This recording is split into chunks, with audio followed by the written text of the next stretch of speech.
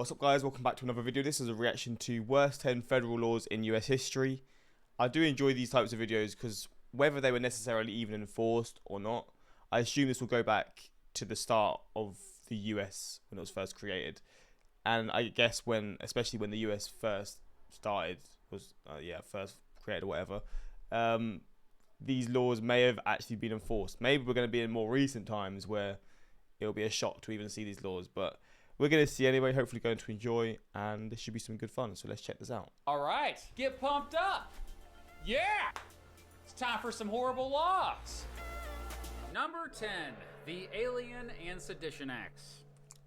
So yeah, these are actually 4 different laws, often grouped together, understandably so, since they are all related. First, there was the Naturalization Act, passed on June 18th, 1798. It basically just made it harder to become a citizen, which... The alien... Oh, so it's not actually to do with aliens, it's just to do with citizenship, I guess. Okay, fine, whatever. But then there was the Alien Friends Act, passed on June 25th, 1798, which said you couldn't be friends with aliens. What the heck? Just kidding. Bad dad joke there. Nah, the Alien Friends Act actually allowed the president to easily imprison or deport any foreigner who they thought was dangerous. Wow. Imagine if the president had that power today.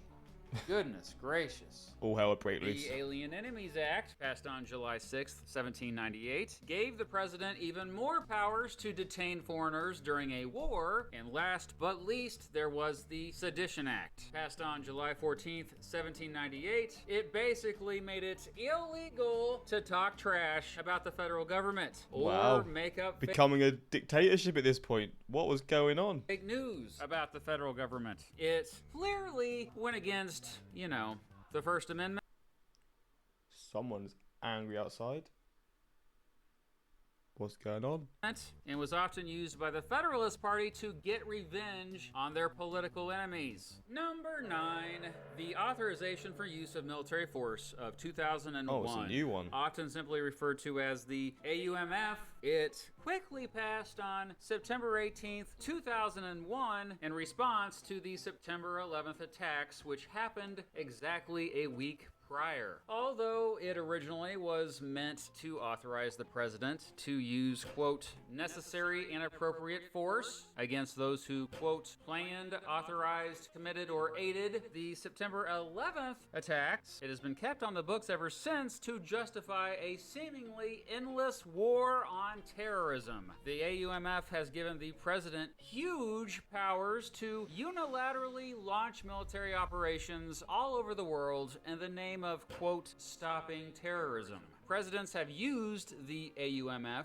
to launch military campaigns in at least 22 countries. Because of the AUMF, the war on terrorism is still going on today, 23 years It probably won't ever stop, let's be real. after the September 11th attacks. In my view, it gives the federal government basically an unlimited amount of power and money to wage endless war without any debate or input from the public. Yeah. Number 8, the Smoot-Hawley Tariff Act. Depressing. Passed on June 17th, 1930, it increased tariffs on more than 20,000 imported goods. Named after its 2 main proponents, U.S. Senator Reed Smoot and U.S. Representative Willis Hawley, these tariffs were supposed to encourage people to buy American-made stuff by increasing the cost of imported stuff. Instead, it led to trading partners retaliating by raising their tariff rates and ultimately froze international trade, causing companies' sales to drop everywhere. In fact, most economic historians say this one law dramatically made the Great Depression worse. Soon after it went into effect, banks across the country began to fail. By the end of 1931, nearly 2,300 banks had failed, and $1.7 billion in deposits were lost. Number 7, the Controlled Substances Act. Let's get this out of the way first. Drugs are bad, okay? Drugs are bad. You shouldn't do drugs. That said, many people tend to forget that all drugs used to be completely legal. Yes, even in the United States.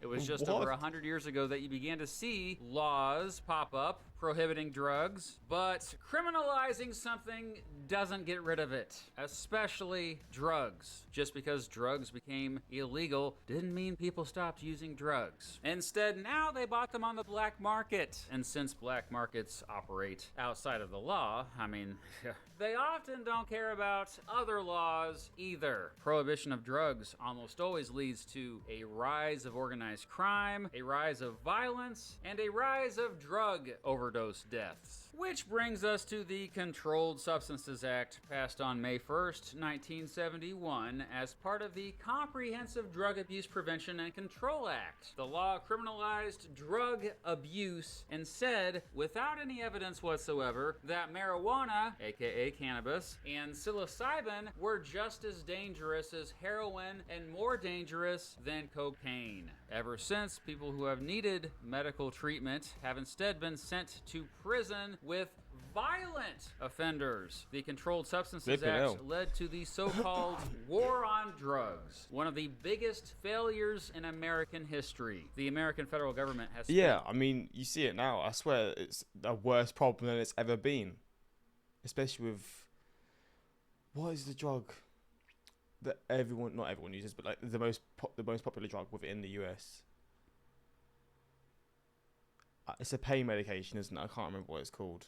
It's well over $1 trillion fighting it, and drug use has stayed pretty much the same since it started. Yep, the drugs won the war on drugs.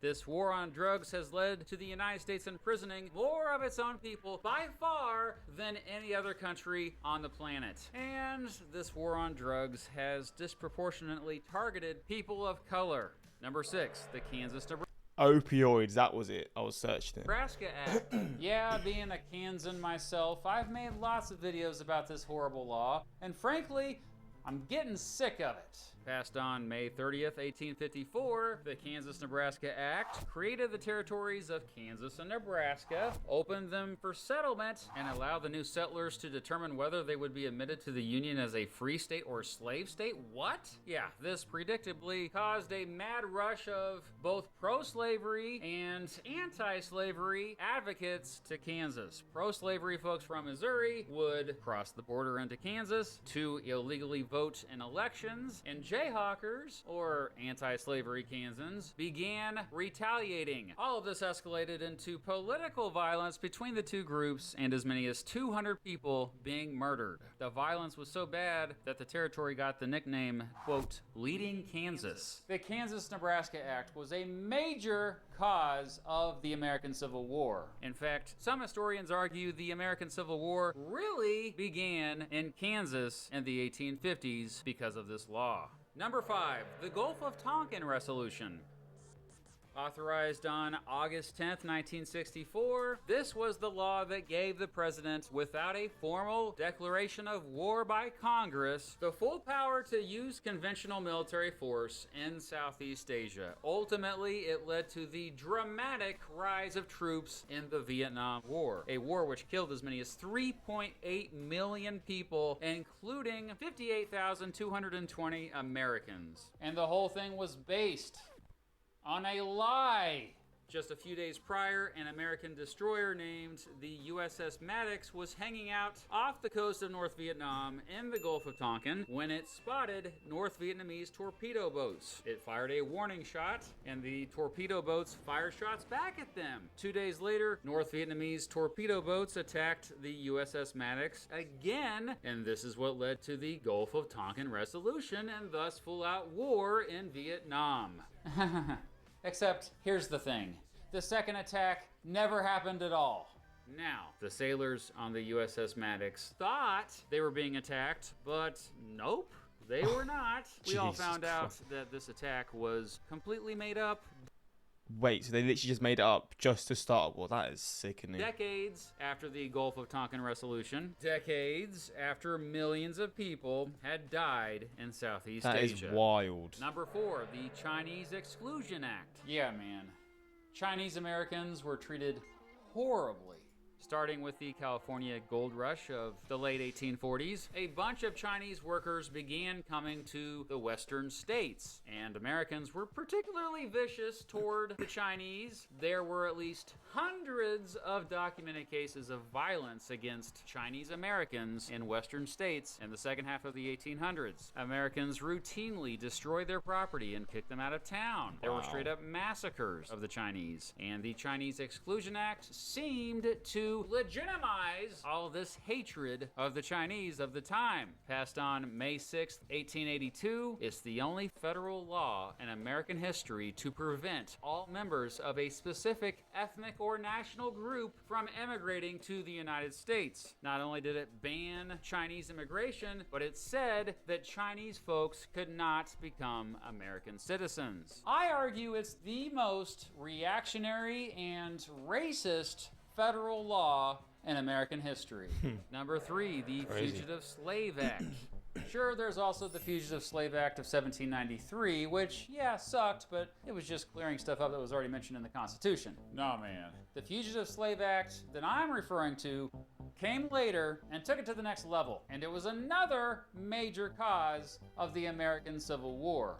Passed on September 18th, 1850 as part of the larger Compromise of 1850. It made it so that the federal government was responsible for finding and returning escaped slaves, even if they were in a free state. Yep, free states had to cooperate. Crazy. It led to a dramatic rise of free African Americans being arrested and sold into slavery by bounty hunters. Slave owners often just pointed a finger at some random African American dude and said, yeah, he's one of my slaves. And in response, now the federal government had to arrest that random dude, even if it was likely he wasn't one of the slave owner's slaves. And yes, the Fugitive Slave Act further divided northern and southern states to a point where just 10 years later, they'd be at war with each other. Number 2, the Dawes Act.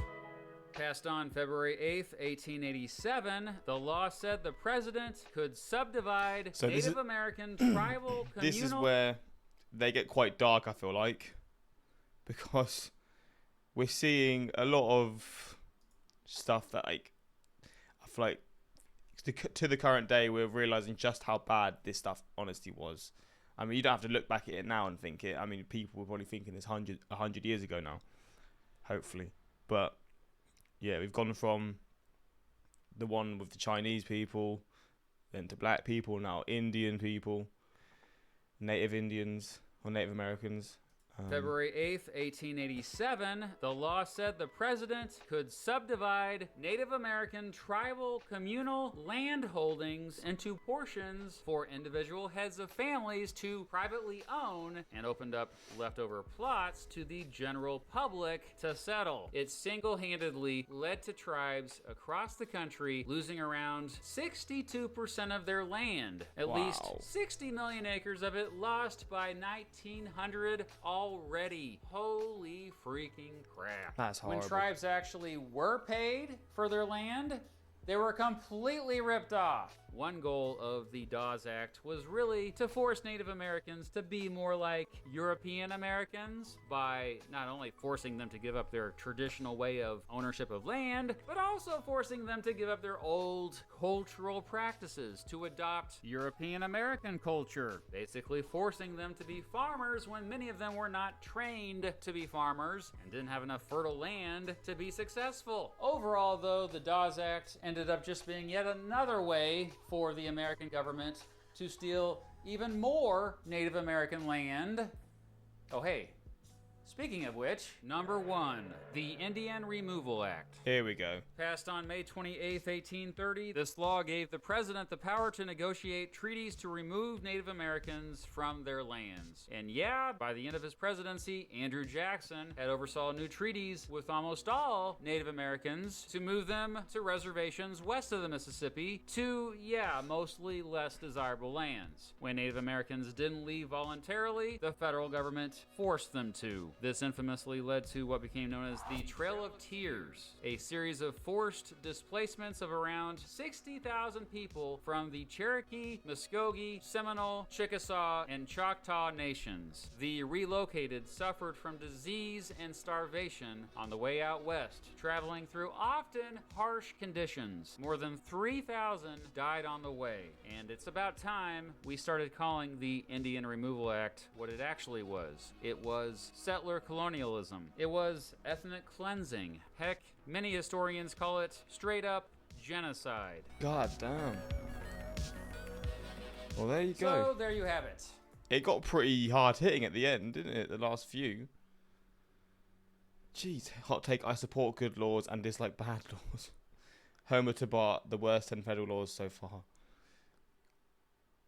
Being a resident of Indiana, I'd love to see a worst 10 Indiana laws in history video. The list of dishonorable mentions alone would be hilarious.